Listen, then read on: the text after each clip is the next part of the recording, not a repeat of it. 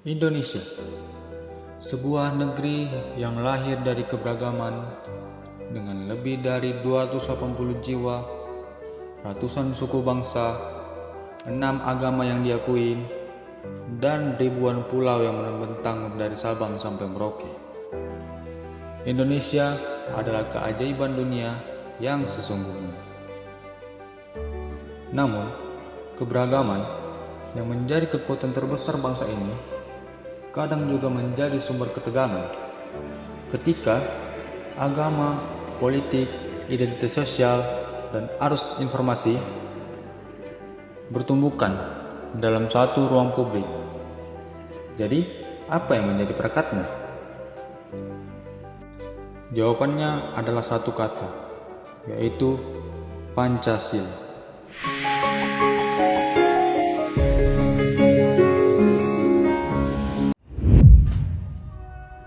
Selamat datang di proyek video pendidikan Pancasila.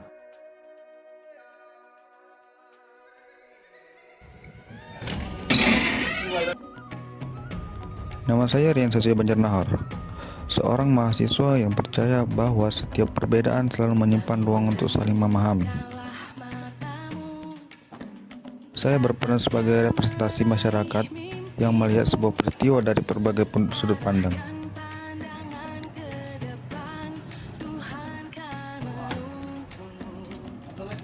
Setiap langkah membawa cerita, setiap perbedaan menghadirkan warna, dan setiap generasi memiliki tanggung jawab untuk menjaga persatuan. Kami hadir bukan hanya untuk menyelesaikan tugas, tapi untuk memahami makna Pancasila dalam kehidupan nyata.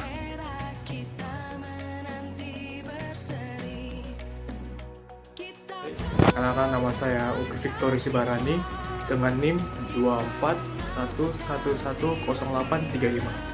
Perkenalkan, nama saya Andres Manik. Saya bernim 241111406. Dan di sini saya mengikuti sebuah karakter yang diperankan dari film ini. Terima kasih. Halo, perkenalkan, nama saya Dharma dengan NIM 241111279. Pada video kali ini saya berperan sebagai Basuki Cahayapurnama, yaitu Ahok. Dalam kasus ini juga saya akan menjelaskan bagaimana Pancasila sebagai ideologi negara dan hubungan dari kasus tersebut. Terima kasih. Perkenalkan, saya Bagus Sabana Karingan. Saya berperan sebagai tokoh atau pemuka agama dalam drama kami ini. Dan saya akan menjelaskan hubungan antara agama dan nasionalisme sekuler. Bersama-sama, kami dari kelompok ini mempersembahkan analisis mendalam atas salah satu kasus yang paling bersejarah dalam kehidupan kebangsaan Indonesia modern. Bos, Nyan, mana kabarnya? Bos, saya atau pemain KTF. Ya, aku mau apa? Patah. Mau ngapain? Re, Mas Rian, Mas Bagus, apa kabar? Best friend. Kalian dari mana? Apa ini? Ambil duit. Oh iya, sama juga. Kalian ambil duit mau ngambil ini, mobil BMW. Apalah, ya kan cukup. Bukan bisa aja, tabungan kita banyak. Ya kalau cukup, pokok orang itu. Wis, keren banget ini. Kau makin ngapain kumpul-kumpulin? Mas dong, kita kan taat sama agama kita ini. Gila. Betul itu. Di sini kan kita hidupnya sudah terbiasa seperti itu. Hidup bareng-bareng, rukun, nggak ada keributan tentang agama. Oh, benar, setuju sih, setuju banget sih. Tapi, Mas Rian, apa kesini? Nggak ada, ya kan? Oke, aku bawa mobil aja. Bareng aja, Mas lu ngambil duit kan? Mobil, oke. Tapi lu ya Mas Bagus. Ya. Oke. Disinilah nilai-nilai Pancasila hidup dalam kesederhanaan. Di antara kios ATM, percakapan hangat, dan tawa yang tulus. Itulah wajah Indonesia yang sebenarnya.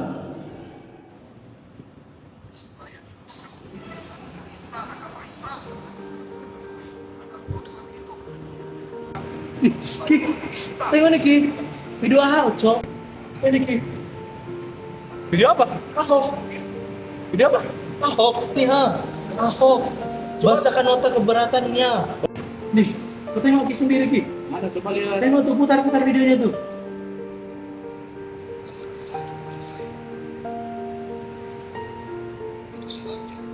Sedih banget ya, Jas.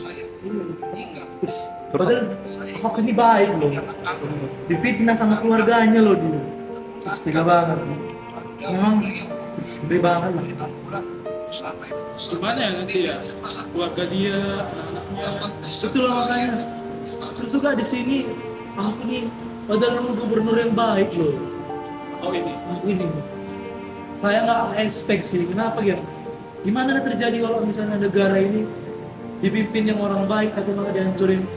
Nah, kesal saya. Kesel lah. Semoga lah keputusan hakim yang jadi terbaik lah untuk kedepannya untuk negara ini juga.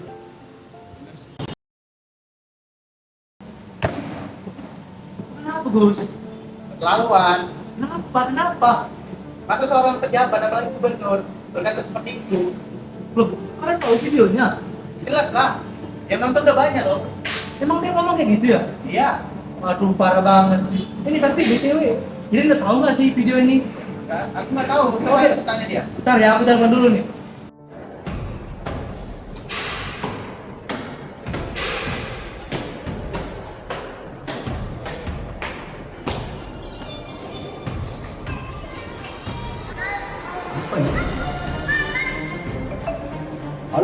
Halo Yan. Oh, ini Yan, kau udah tahu nggak video viral itu? Iya, gubernur yang DKI Jakarta itu, yang dia fitnah tentang penistaan agama itu. Betul-betul kau tuh nengok video itu. Udah kau tengok sumber-sumber lain? Ya jelas dia Oh. bilang gitu loh. Ini aku tuh sama Bagus sudah ini sih lagi ngobrol-ngobrol nih. Oh gitu ya? Sama ngecek lah. Yaudah lah ya. Oke. Nggak pelan ya. Yo lanjut. Oke.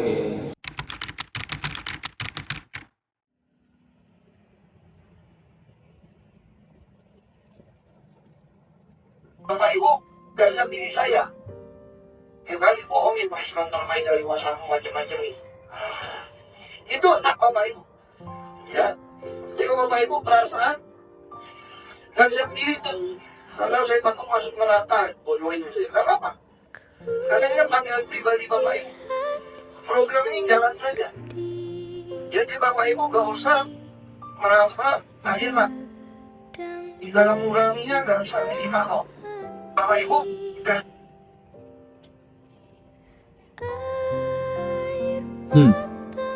Ini menarik. Reaksi masyarakat terbagi dua. Ada yang marah karena merasa agamanya dihina. Ada yang bilang video itu dipotong dan dimulasi konteksnya. Dan media sosial justru memperkuat kubu itu sekaligus. Ini bukan hanya soal ucapan satu orang. Ini soal bagaimana kita sebagai masyarakat merespon informasi. Jadi, karena ini videonya dipotong-potong, menurutku ini bisa saja ini kubu sebelah merasa diuntungkan. Seperti itu. Mungkin aku akan cari video fullnya, Pak.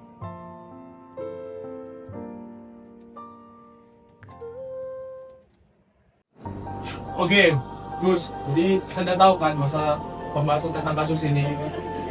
Jadi kita mungkin akan membahasnya dengan menggunakan kepala dingin lah ya, dan objektif juga. Jadi menurut kamu, Gus, gimana lah tentang masalah kasus ini? Ya, jadi menurutku ya, Al-Quran itu nggak boleh dijadikan sebagai alat untuk hal-hal politis, apalagi untuk merendahkan. Bagi kami itu menyakitkan. Apalagi yang mengatakan seperti itu soal pejabat. Aku mengerti perasaan gue. Tapi sebenarnya yang kau tonton itu hanya bagian-bagian yang sudah diklip orang-orang aja. Aku sedang menonton videonya full. Ahok itu sebenarnya menentang orang-orang yang menggunakan Al-Quran sebagai referensi utamanya, yang membuat pemimpin itu tidak boleh non-Muslim. ya kan? Itu hanya membuat orang-orang itu saja yang menguntungkan politik agama kita. Itu makanya bagi umat kami, umat muslim, karbon yang virus seperti itu dianggap tidak panas. Memang tadi konten saya cuma kayak paling bahas 3 Ahok aja.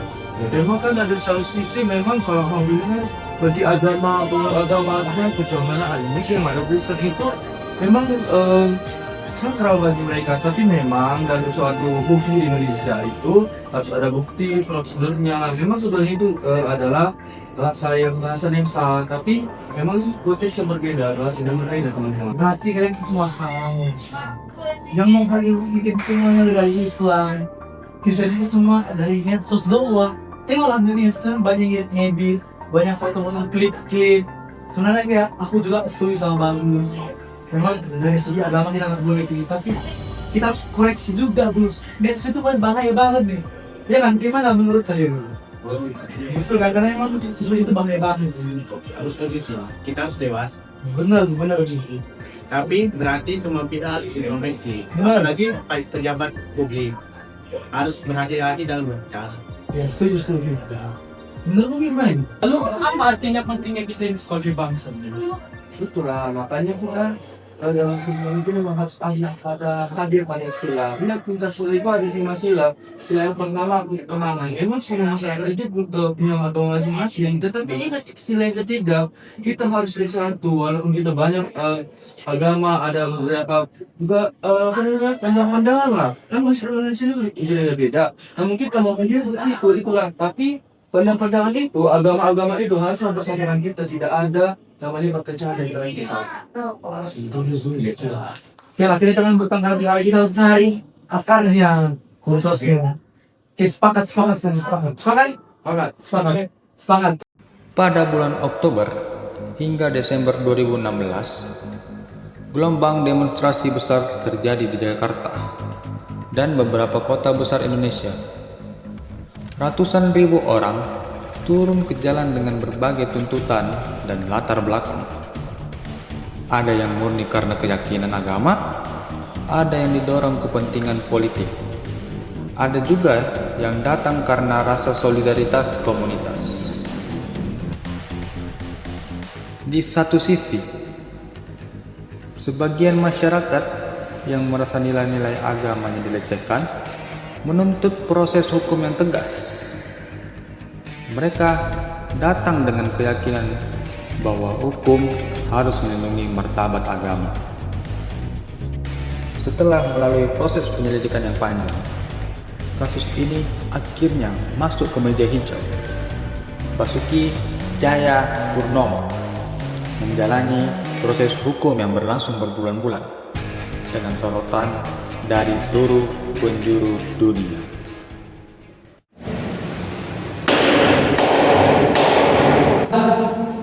Oke, atas nama Bapak Ahok, di sini saya akan membacakan masalah tentang hukum Bapak. Pada proses pengadilan ini mencerminkan prinsip dasar negara hukum. Setiap orang tanpa memandang jabatan, agama, atau identitas lainnya berdiri setara di hadapan hukum. Ada sila 5 mengatakan Pancasila keadilan sosial bagi seluruh Indonesia. Menuntut bahwa Pertanyaannya, apakah proses hukum ini benar-benar bebas dari tekanan politik, atau justru hukum digunakan sebagai instrumen dalam permainan kekuasaan? Itulah yang selalu jadi perdebatan. Itulah kenapa kita perlu hukum yang benar-benar independen, bukan hukum yang digerakkan oleh massa ataupun kepentingan politik. Pada akhirnya, Basuki Cahayapurnama dijatuhkan vonis 2 tahun penjara oleh Pengadilan Negeri Jakarta Utara pada Mei 2017. Putusan ini kembali membelah opini publik. Ada yang merasa keadilan ditegakkan, ada yang menilai proses hukum tidak berjalan dengan merdeka. Terlepas dari berbagai perspektif, satu hal menjadi jelas. Kasus ini bukan sekedar soal satu orang atau satu pernyataan. Ini adalah cermin kompleksitas Indonesia sebagai majemuk yang tengah mencari keseimbangan antar nilai agama, hukum, dan persatuan. Oke teman-teman, kita udah belajar lebar analisis kasusnya. Sekarang giliran kita bicara soal solusi. Nah, apa yang bisa kita rekomendasikan sebagai mahasiswa agar konflik serupa bisa diminimalkan di masa depan? Dan menurut kamu,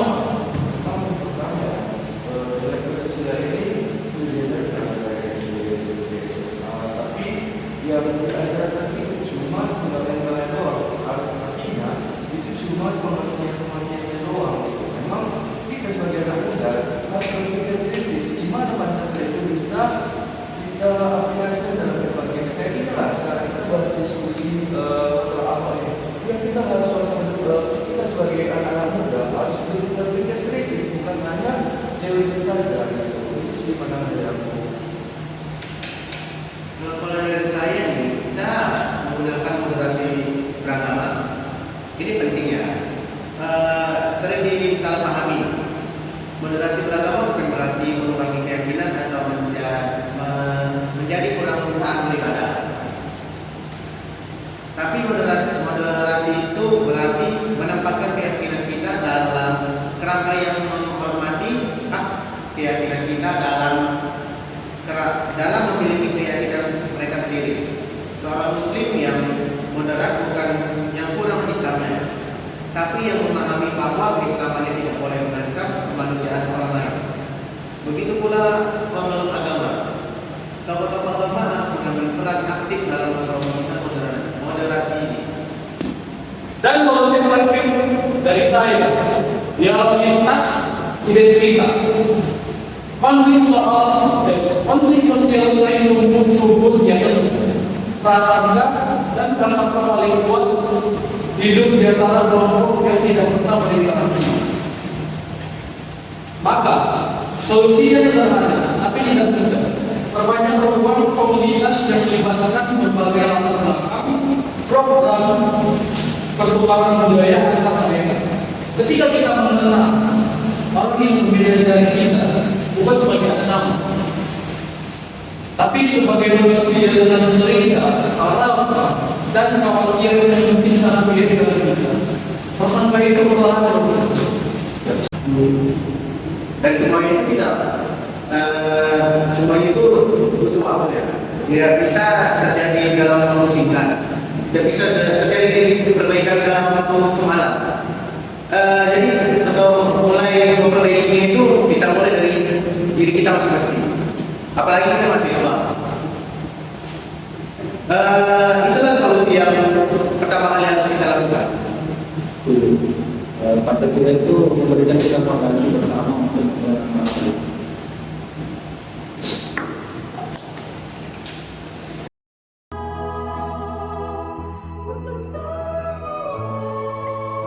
Dari analisis panjang yang telah kami simpulkan tadi, kami menyimpulkan sekali lagi bahwa kontroversi penistaan agama Basuki Cahayapurnama tahun 2016 adalah sebuah fenomena kompleks yang tidak bisa diredukasi menjadi sekedar konflik agama. Kasus ini menunjukkan betapa mudahnya sebuah informasi yang tidak utuh dalam hitungan jam bisa membakar emosi jutaan orang dan mengancam kerukunan yang telah dibangun bertahun-tahun. Tapi kasus ini juga menunjukkan ketangguhan Indonesia. Meski diguncang, bangsa ini tidak pecah. Dan itu karena adanya fondasi bersama yang terus menopang kita, yaitu Pancasila. Pancasila adalah warisan dari para pendiri bangsa yang dirumuskan dengan penuh hikmat, bukan sebagai kompromi yang melemahkan, tetapi sebagai sintesis yang menguatkan. Ia mengakui bahwa Indonesia terlalu kaya untuk dijadikan seragam, terlalu beragam untuk dipaksakan menjadi satu warna, namun juga terlalu berharga untuk dibiarkan bersepecah-pecah. Kami sebagai mahasiswa yang generasi muda Indonesia mewarisi Pancasila bukan hanya sebagai teks historis, tapi sebagai tanggung jawab untuk terus bertanya, apakah kita sudah hidup sesuai dengan nilai-nilainya? Sudahkah kita menjadi warga yang menghargai perbedaan? Berpikirlah sebelum menyebarkan informasi dan memilih dialog di atas perpecahan. Indonesia bukan Indonesia kelompok, tapi Indonesia adalah milik kita bersama. Dan ingat, Pancasila adalah janji kita untuk menjaganya. Terima kasih. Sekian, terima kasih. Gila, ini Adi dong, tahu. Gila,